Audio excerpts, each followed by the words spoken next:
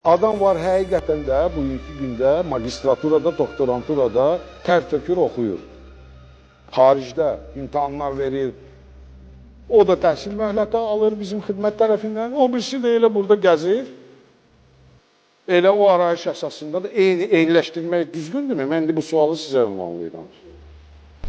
Baxın, bugünkü gündə həmin bu təhsil möhlətlərin əsasında xidmətdən yayınma, o da bir korrupsiya şərait yaradır. Biz konkret olaraq bu məsələlərə son qoymalıyıq. Yəni, müayid eləyək, oxuyanlara, bəli, nə lazımdırsa dəstək olaq, dövlətlər verək, nə deyirsə eləyək. Amma həqiqətən də gətirib indi hər hansı bir şirkətdən bir gün içində əldə olunan arayışı təqdim eləməklə bu nə dərəcədə düzgündür. Və həqiqətən də burada da ədalətsizlik baş verir. Ona görə ki, bunlar artıq qənaətə gəlirlər ki, bu adam xidmətə yararlıdır, yoxsa yox. Və vacib məsələ budur ki, hamı başa düşməlidir. Bu gəldiyi qənaət, həkimlər gəlməlidir o qənaətə. Hərbiçilər yox, bizim zabitlər yox, həkimlər. Ona görə ki, tibbi şəhadətlərin bunların funksional vəzifələridir. Burada təbii ki, məsuliyyəti də dərk etməlidirlər. Və qəbul olunmuş qərarların o məsuliyyətin altından bunlar təbii ki, özlərinə, yəni özlərinin ən azı qarşısında, öz vicdanlarının qarşısında cavab verməlidir. Ora çıxarılan insanlar kimlərinsə evlatlarıdır, uşaqlarıdır, bizim balalardır bir sözlə. Bunu mən vurğulamaq istəyirəm ki, bəzi hallarda valideynlər, onların evlatları xəstəliklər haqqında ümumiyyətlə məlumatsız olurlar.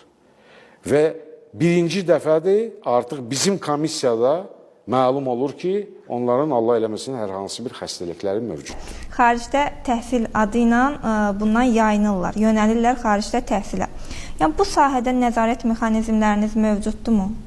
Bugünkü gündə təhsil möhlətlərinin verilməsi qanvericidə əks olunub. Orada konkret olaraq indi akkreditasiyası olan, yəni lisenziyası olan xarici təhsillərin söhbət gedir. O ölkədə olan ali təhsil ocaqlarına qəbul olmuş bizim vətəndaşlar orada əyani, yəni fiziki olaraq dərslərdə iştirak etdikdə, bundan sonra deməli apostol olunmuş, bu qanunla nəzərdə tutulmuş həmin ölkənin apostolizasiyası həyata keçirilməlidir və nəticə etibarilə Azərbaycan dilinə tərcümə edilmiş və notarial qaydada təsdiqlənmiş arayışlar bizə təqdim olunduqda və burada məqam var ki, vaxtında təqdim olunmalıdır. Ona görə ki, qanvericidə o məqamda orada əks olunub ki, hansı vaxtlarda bu təqdim olunmalıdır bizə.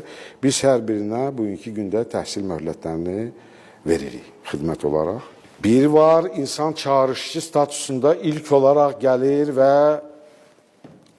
startdan artıq təhsil arayışını təqdim edir ki, mən oxuyuram.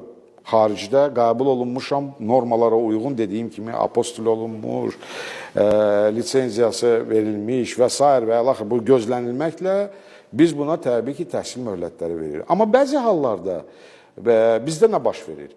3 ildən bir komissiya keçməli olan şəxslər komissiyadan keçmədən və yaxud keçdikdə, birincisi bundan başlayayım, keçirlər, yararlı hesab olunurlar. Bir gün keçəndən sonra gəlib deyirlər ki, bilirsiniz, mən artıq oxuyuram. Ona görə də yenə deyirəm də, bugünkü gündə qanvericilik normalar var, biz bu normaları gözləyirik. Kimə hesab edirik ki, təhsil möhlətləri vermişiksə və yaxud verməliyiksə, vermiriksə, həmin qərarların məhkəmə orqanlarında mübahisələndirilməsindən biz hazırıq.